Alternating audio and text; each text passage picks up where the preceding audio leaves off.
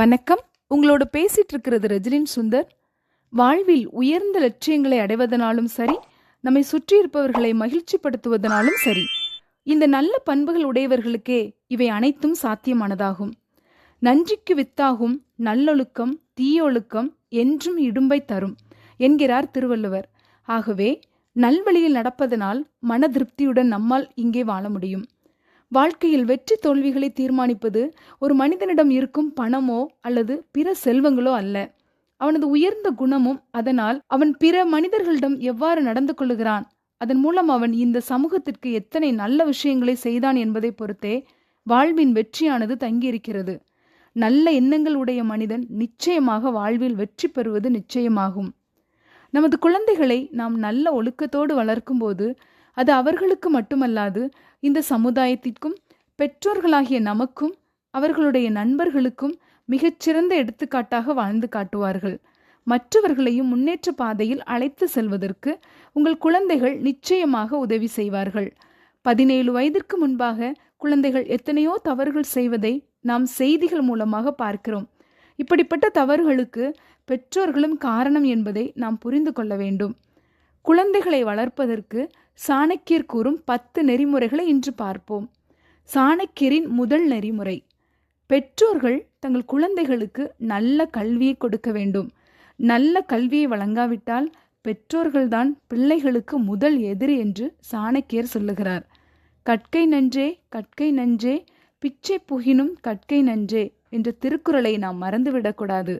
நல்ல கல்வியை நாம் அவர்களுக்கு கொடுக்காவிட்டால் தன்னம்பிக்கை இல்லாமல் வாழ்க்கை முழுவதும் வெறுப்போடு வாழ வேண்டிய சூழ்நிலை உருவாகும். உங்கள் குழந்தைகளுக்கு பணம் மற்றும் பொருளை சேர்த்து வைப்பதற்கு பதிலாக கல்வியே அதைவிட மிகவும் உயர்ந்தது என்பதை மறந்து போக வேண்டாம்.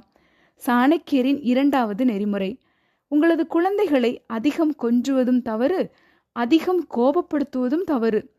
அதிகமாக கொஞ்சுவதால் எல்லாமே உங்களிடம்தான் அவர்கள் எதிர்பார்க்க வேண்டிய சூழ்நிலை உருவாகும்.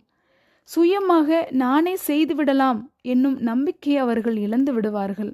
எதற்கெடுத்தாலும் பெற்றோர்களே செய்து விடுவார்கள் என்ற எண்ணம் குழந்தைகளுக்கு ஏற்படும். அதிகமாக குழந்தைகளோடு கோபப்படும் போது அவர்கள் தனிமையை விரும்புவார்கள். அது எதிர்காலத்தில் குடும்பத்தோடு தொடர்பு இல்லாமல் போவதற்கு காரணமாய் மாறிவிடும். நமது கோபம் அவர்களின் எதிர்மறையான செயல்களுக்கு வழிவகுத்துவிடும். சாணக்கியரின் 3வது நெறிமுறை: உங்களது குழந்தைகளின் எதிர்பார்ப்புகளை முழுமையாக புரிந்து கொள்ள வேண்டும். எதிர்பார்ப்புகளை நாம் புரிந்து கொண்டால் மட்டுமே அவர்களுக்குரிய கடமைகளை நாம் செய்து விட்டோமா என்பதை ஆராய முடியும். அவர்களுக்குரிய கடமைகளை நாம் செய்தால் மட்டுமே நமது கடைசி காலங்களிலும் நம்முடன் அன்புடனும் ஆதரவோடும் இருப்பார்கள். நமது குழந்தைகளை எவ்வளவு நாட்கள் வளர்த்தோம் என்பது முக்கியமல்ல, எப்படி வளர்த்தோம் என்பதே மிகவும் முக்கியம். நமக்காக யார் இருக்கிறார்கள் என்ற எண்ணம் விலகி அம்மா அப்பா நமக்காக இருக்கிறார்கள் என்று முன்னேற்ற பாதையில் செல்ல வழி திறக்கும். இதன் மூலம் அவர்களின் மன அழுத்தம் நீங்கும். சாணக்கியரின் 4வது நெறிமுறை: குழந்தைகள் நம்பிக்கையோடு செய்யும் ஒவ்வொன்றையும் பெற்றோர்கள் கண்டிப்பாக பாராட்ட வேண்டும். அவர்களை நாம் பாராட்டும் போது அதிகமாக அவர்கள் முயற்சி செய்வார்கள். தங்களுடைய திறமைகளை நம்புவார்கள். அதனை உற்சாகத்துடனும் செய்வார்கள்.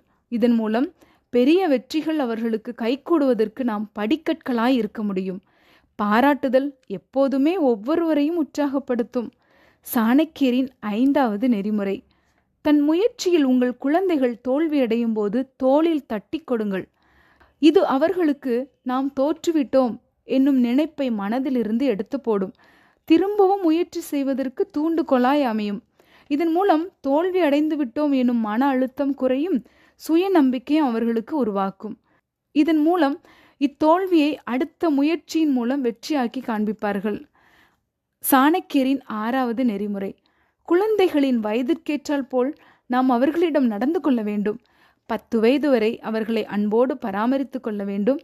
16 வயது வரை கண்டிப்போடும் அன்போடும் வளர்க்க வேண்டும். 16 வயதிற்கு பிறகு அவர்களோடு அமர்ந்து பேசுங்கள். குடும்பத்தின் கஷ்டம் நஷ்டங்களை அவர்களோடு பகிர்ந்து கொள்ளுங்கள். அவர்களின் ஆலோசனைகளை கேளுங்கள். அதன் மூலம் குடும்பத்தின் பொறுப்புகளை அவர்கள் படிப்படியாக ஏற்றுக்கொள்வார்கள். சாணக்கியரின் 7வது நெறிமுறை: சமுதாயத்தில் மற்றவர்களை மதிப்பதற்கு கற்றுக் கொடுக்க வேண்டும். ஒவ்வொரு பிரச்சனைகளுக்கும் எவ்வாறு தீர்வு காண்பது என்று சொல்லிக் கொடுக்க வேண்டும். பொறுமையாகவும் அமைதியாகவும் பாசமாகவும் மற்றவர்களுக்கு எவ்வாறு மரியாதை கொடுக்க வேண்டும் என்றும் உங்கள் குழந்தைகளுக்கு சொல்லிக் கொடுக்க வேண்டும். அவர்களோடு அமர்ந்து பேசுவதற்கும் விளையாடுவதற்கும் நேரம் ஒதுக்க வேண்டும். சாணக்கியரின் 8வது நெறிமுறை. உங்கள் குழந்தைகள் உங்களோடு இருக்கும்போது பாதுகாப்பாக இருப்பதாக உணரச் செய்யுங்கள். நீங்கள் இப்படி செய்யும்போது குழந்தைகளின் மன அழுத்தம் குறையும், நம்பிக்கையும் வளரும், நடத்தை முறையில் மாற்றம் ஏற்படும், பெற்றோர்களுடனும் உறவினர்களோடும் பாசங்கள் மலரும், புதிய அனுபவங்களை அவர்கள் கற்றுக்கொள்ள உதவும். சாணக்கியரின் 9வது நெறிமுறை. உங்கள் குழந்தைகளின் ஆர்வத்தையும் திறமையையும் கண்டு கொள்ள வேண்டும். அப்படியானால் மட்டுமே அவர்களை சரியான பாதையில் வழிநடத்த முடியும்.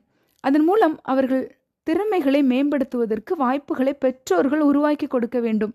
அந்த திறமையில் குழந்தைகள் முன்னேறுவதற்கு உதவ வேண்டும். சாணக்கியரின் 10வது நெறிமுறை. குறிப்பிட்ட படிப்பையோ தொழிலையோ கட்டாயப்படுத்தி கற்க வைக்கக்கூடாது. கட்டாயப்படுத்தும் போது ஆர்வம் இல்லாமல் அதனை செய்யும் சூழ்நிலை உருவாகும். தங்களது விருப்பங்கள் நிறைவேறவில்லை என்னும் வருத்தத்தோடு வாழுவார்கள். ஏனென்றால் ஒவ்வொரு குழந்தைகளுக்கும் தாங்கள் எதிர்காலத்தில் எவ்வாறு இருக்க வேண்டும் என ஆசை இருக்கும். அதனுடைய நன்மை தீமைகளை அவர்களுக்கு புரிய வைப்பது பெற்றோர்களின் கடமை. உண்மை பேசுதல், நேர்மையாக இருத்தல், பிறரை மதித்தல், உயிர்களிடத்தில் அன்பாக இருத்தல், பிறருக்கு உதவி செய்தல், செய் நன்றி மறவாதிருத்தல், இவை போன்ற நல்ல பண்புகளை நாம் குழந்தைகளுக்கு கற்றுக் கொடுக்க வேண்டும். எண்ணம் போல் வாழ்க்கை என்று சொல்வது போல நாமும் நல்ல எண்ணங்களை உடையவர்களாக இருப்பதனால் இந்த வாழ்வில் உயர்ந்த நிலையினை அடையலாம். இவை அனைத்தையும் நீங்கள் செய்கிறீர்களா என யோசித்து பாருங்கள். நமது குழந்தைகளுக்கு நல்ல பெற்றோர்களாக நாம் வாழுவோம். குடும்பத்தின் நல்லுறவை மேம்படுத்துவோம். இது உங்கள் ரெஜிலின் சுந்தர். செந்தூர் சுந்தர் மீடியாவில் இணைந்ததற்கு நன்றி.